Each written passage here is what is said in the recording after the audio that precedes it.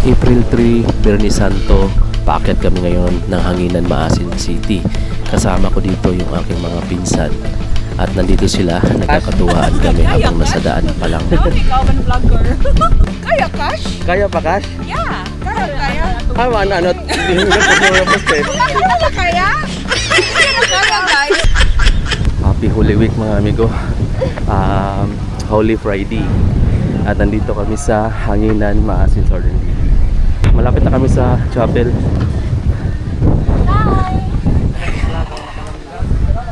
Kasama ko yung mga pinsan. Mga pinsan?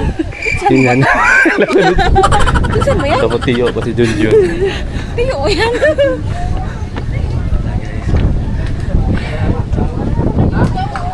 Ay mo na rin, tapasan na. Marami ng tao. May mga souvenir para dito. 20 pesos na yung mga earrings, oh. May mga ring. Customized ballpin. Dami. Grabe, ang daming tao, oh. Ang oras is mga 1:45 pa lang. Ganyan na karami, oh.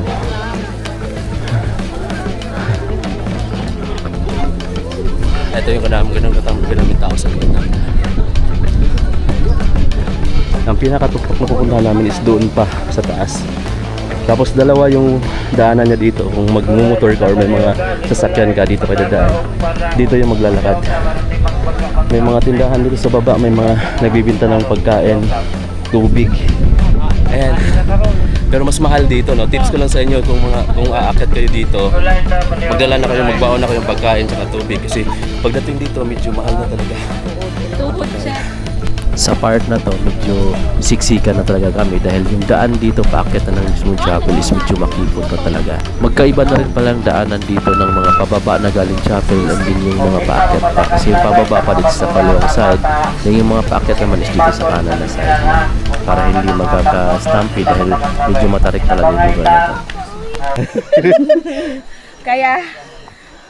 Kaya?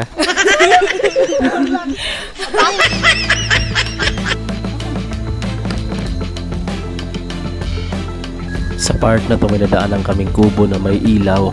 Nagpahinga muna kami dito dahil may hinihintay kami isang kasama na naglalakad pa na iwan namin sa may bandang baba dahil madalas siyang hinihingal. So kaya hinihintay namin para sabay-sabay na kami aakyat doon dahil medyo mahirap na talagang hanapin yung mga kasama mo kapag dating mo sa lugar na to dahil dito sa part na to isiksikan na at sobrang daming tao na talaga. Guys, Kaya guys? mo ni among kanyay, pampaluja. Da. Kana guys na?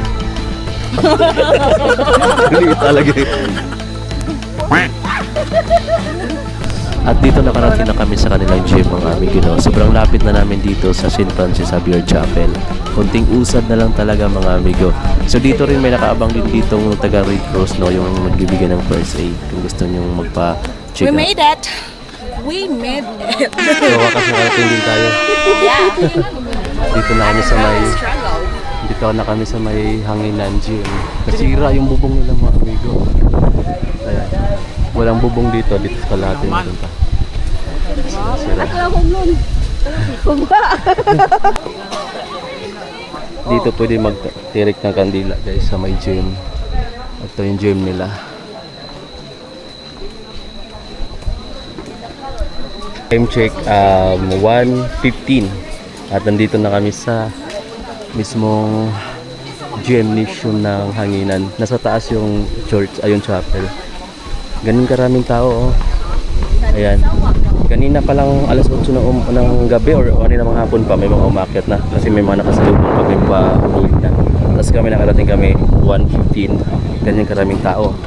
Tapos marami pang nakasunod sa amin sa baba.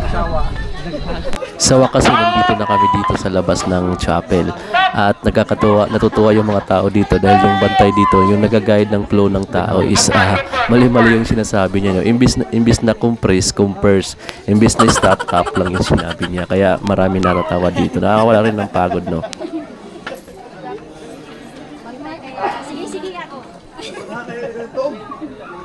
Right, compress. Forward, Maluko. Equal, last order to it. Muta. Tulay, tulay. Maluko, para. PWD, Bunting. Tagarang Bata. Senior. Aron pa po yung ragyan doon sila. Ayaw ko tulay sa mga maguyap, ayaw ko natin ticket. Courtyard. Pila mo? Tagos na ta?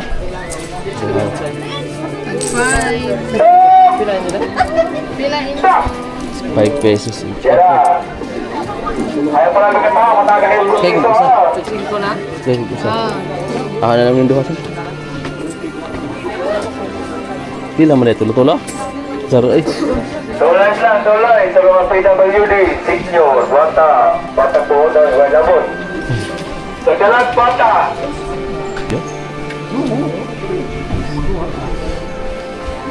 Pila.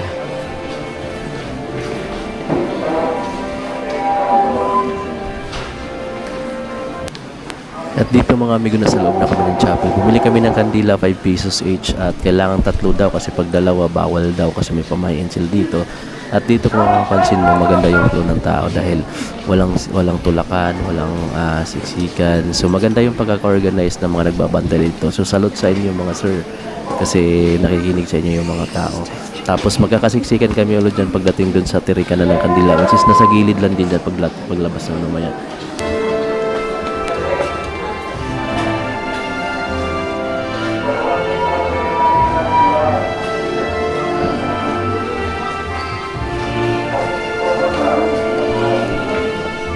Atong pang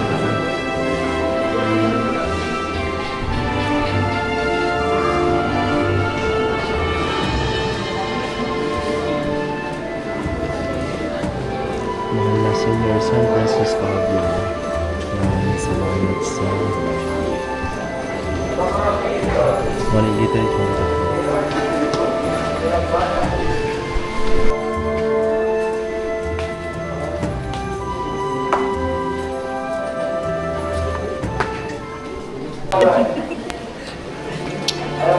We made it. Nakaya talaga namin guys. Oh my God.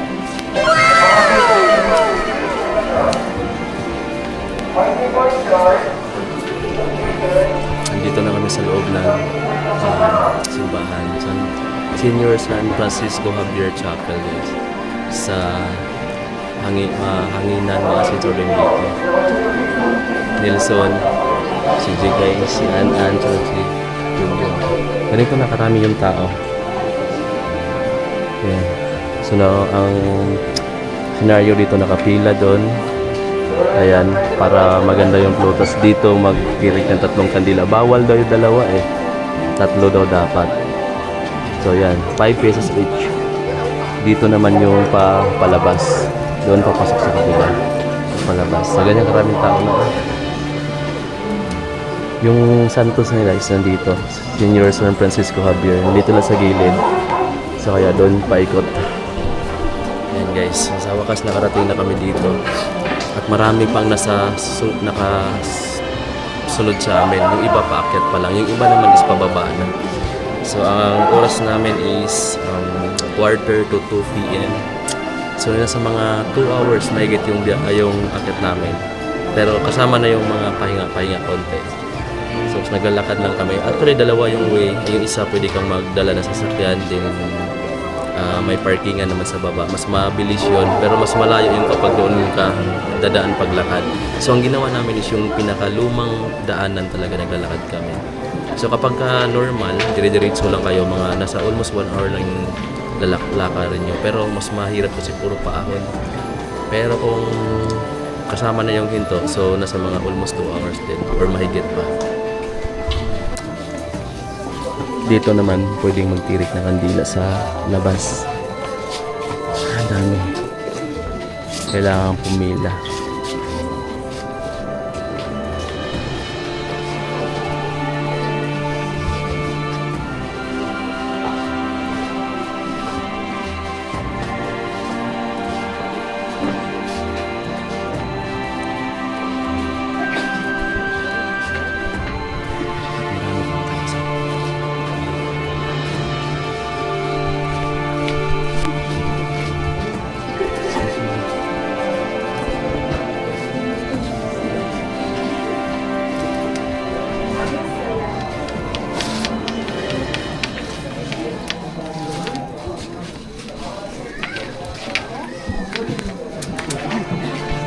Ikaw.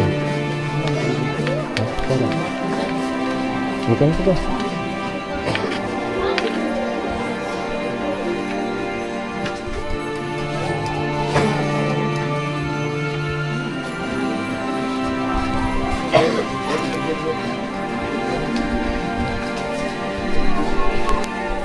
Dito mga amigo, nakalabas na kami ng chapel at ito pala yung harap ng chapel at sa mga oras na to, nasa mga 1 PM na yung mahigit, ganito pa rin karami yung tao at marami pa nakapila dyan na gustong pumasok sa chapel. At yung iba naman na nasa harap na is mga nagpa-picture na lang yan para meron silang souvenir habang umakyat sila dito. Sa mga makuya sa matandang yung private ticket. Marty Partner!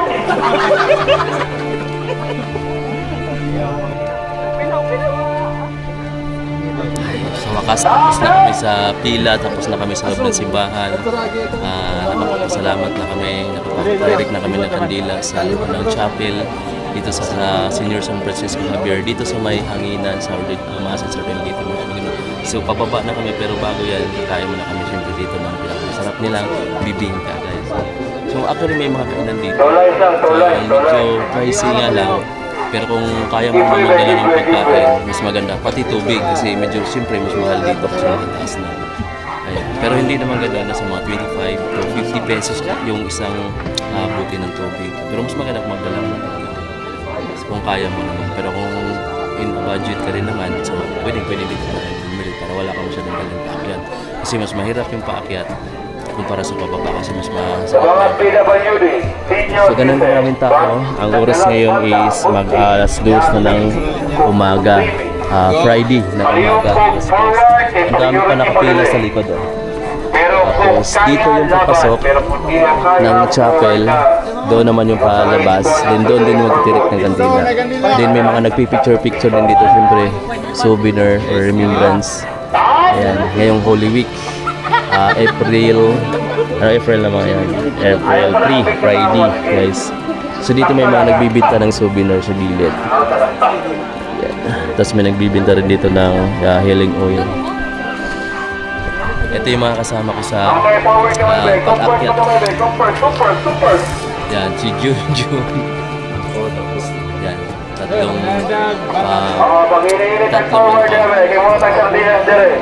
pinsan. So ganyan pa namin tao, guys. Itong mga nandito is pababa na yan. Tapos meron dong mga t-shirt na may souvenir.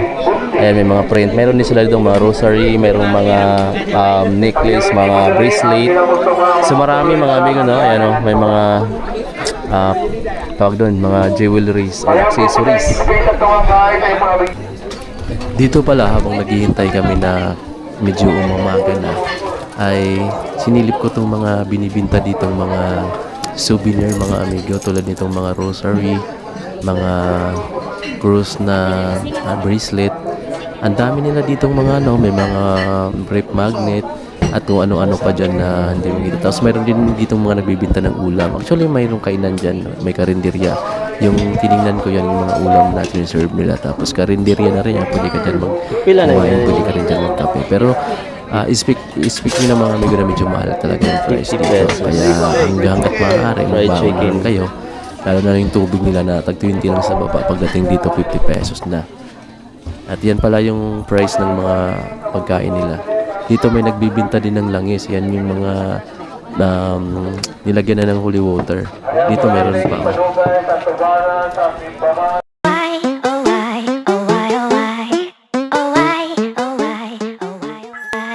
Nung nag-umaga na mga amigo na sa mga 6 AM na is dumaan kami dito sa isa sa mga nakapakagandang view na nadaanan namin at marami na rin tao dyan. Kumuha lang kami dito ng mga ilang shots ng video tsaka picture para meron kami souvenir ngayong 2026 na Holy Week mga amigo, no? Kasi hindi naman taon-taon tayo makakaakyat dito. So yan pala yung pinakamagandang view. Kaya hinintay namin mag-umaga para makuna namin yan. At magpapalipad din tayo dito ng drone para makita niyo rin yung aerial shot dito.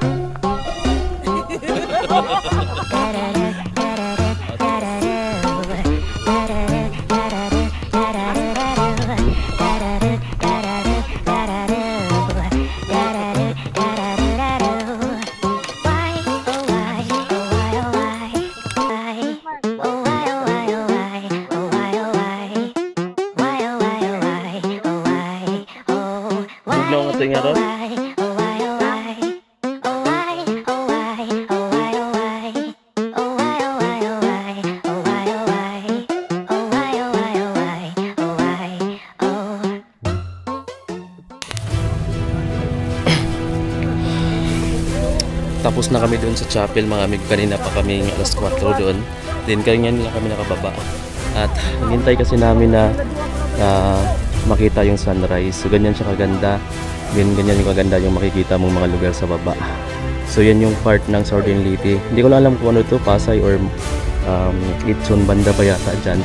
Pero part pa to ng Maasin Southern Leyte guys, Maasin City. Pero nandun yung proper. Ganyan siya kaganda. Ito yung mga galing na sa taas. Then pababa na rin sila katulad namin. Yan yung mga namamanata sa Mount Hanginan or sa St.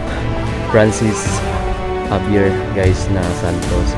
So yan, mas sa Holy Week. Tulad ngayon, April 3, Holy Week, Holy Friday. Mas marami talaga umakit dito. Kaya ganito karaming tao. So mga pababa. Pero kaninang gabi, umakit kami dito mga 11 p.m. Ang dami ng tao ngayon. Tapos pababa, pababa. Tapos dito, may magandang view. Dito na kami. So ganyan yung makikita mo, kaya sulit din yung pag-akit mo, tapos hintayin mo yung umaga doon. Ang ganda.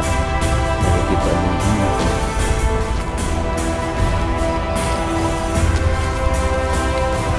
Doon kami galing kanina sa taas.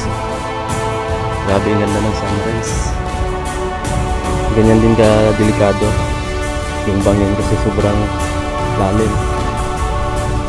Ayun, may mga nasa lubong kaming papaakyat pa. Tapos may mga pababa rin. So dalawa yung daanan dito. Kung gusto mong maglakad mula doon sa pinakababa doon kung saan kami nanggaling, dito ka dadaan. Pero kung gusto mo namang madali ka na makarating sa tuktok, tapos may service ka, doon din yung daan sa kabila. Ayun, shout out po. Ayun yung mga kasabay yung makiat. Pero pababa na rin sila. Sa mga paakyat patong papunta rito. So ganyan ka, daming tao pa mga amigo. Hanggang mamaya pa to or hanggang Miyerkules pa yata to. Daming tao. Dito may mga magandang spot pag gusto mag-picture. Ito marami nag-picture taking habang pababa. Medyo delikado rin yung daan. Pops. Ay, shout out.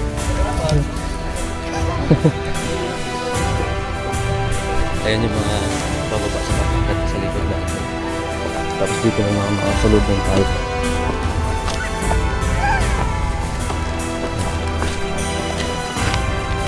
At may pahingaan naman dito kung gusto nyo puminto na ano guys. Ayun dito mga upuan. Dito rin kami kanina umupo. Hindi ba siya umupo dito? Ayan yung mga paakyat pa lang. Tapos mayroon din dito mabibili ng mga kakanin or merienda. Kasi pag may pera ka, di ka naman magugutom agad mga. Pero mas maganda pag magpahapon, mas makapagod ka. Tips ko lang. Kasi pagdating dito, medyo pricey na talaga yung mga nabibili mo like mineral water dahil siyempre dinala na nila pataas. Ang hirap dalhin dito yung mga produkto dahil paakyat.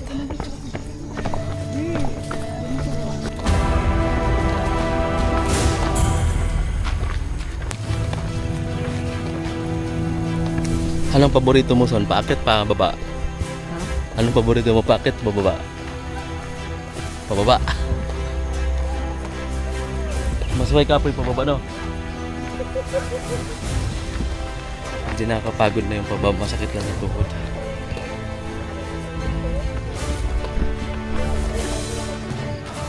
Ganda ng view ng daladaanan namin.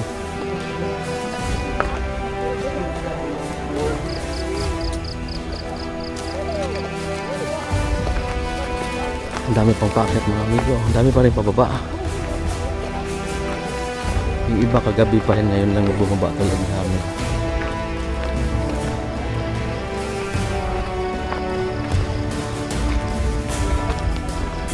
Kung hindi lang mainit, mas maganda pag maliwanag ka na makakyat kasi makikita mo yung mga sa gilid.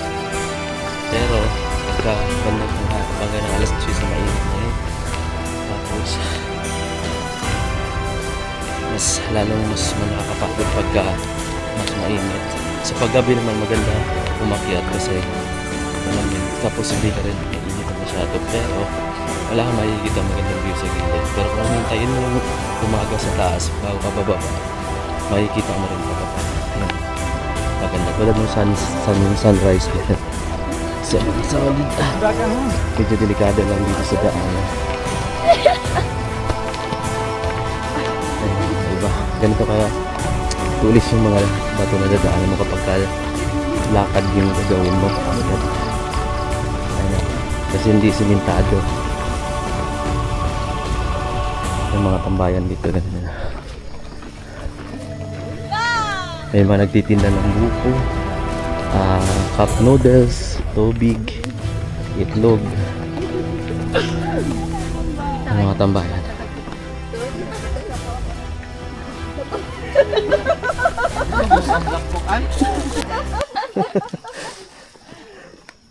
Tudlo ay kamo sa pagtunga. Hasta ilong mong inom. Hasta ilong. Sa ilong inom ni mo an. Lisudo na tubig diha. Hasta ilong mong inom. Sabi lang ilong nga. Dako magbuho. Dako buho na ilong nga. Ako yung inom.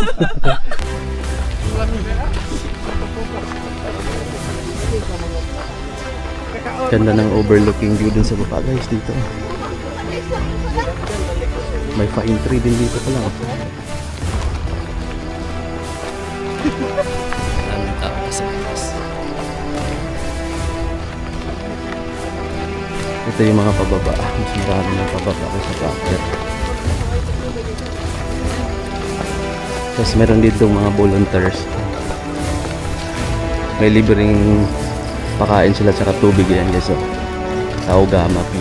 Salot sa inyo Taogama Pi. Sa free tubig, free water.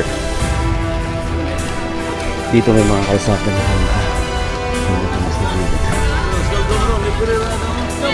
free, aros kaldo. Libre. Salamat. Ayan yung mga tao gamit na volunteer. May pa-free lugaw sila oh.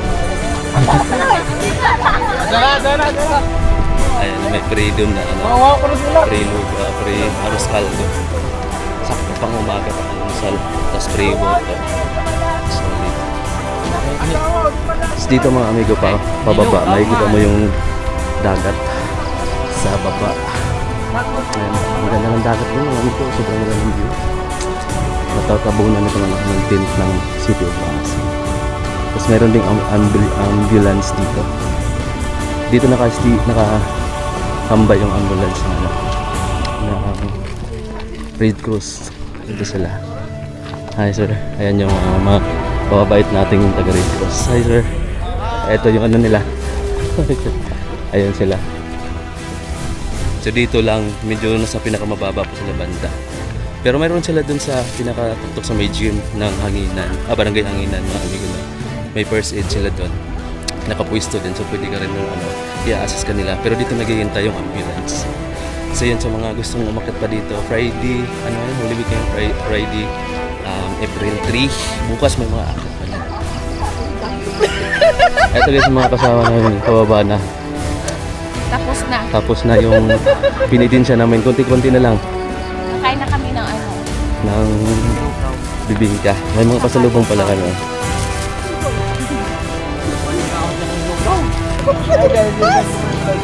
Sabi ko, dagang duko ko. Isa. Diyan, wait lang, adyan na ya. Okay, so, naulian na nga mo kauban. Ipanuhot ni ganiha.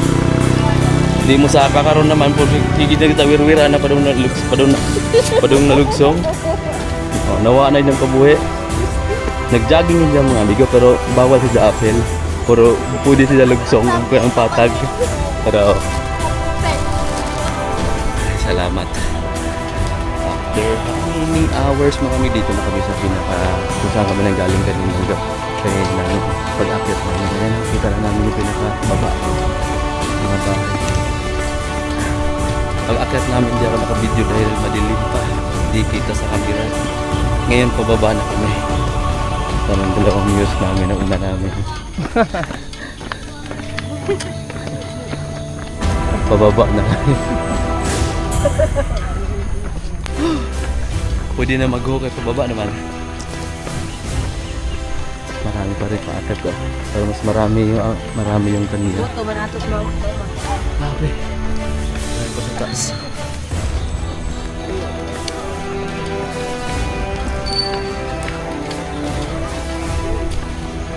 Ayan na. Sa baba na ulit kami. Thank you. St. Javier. St. Francis de Javier. Barangay Hanginan.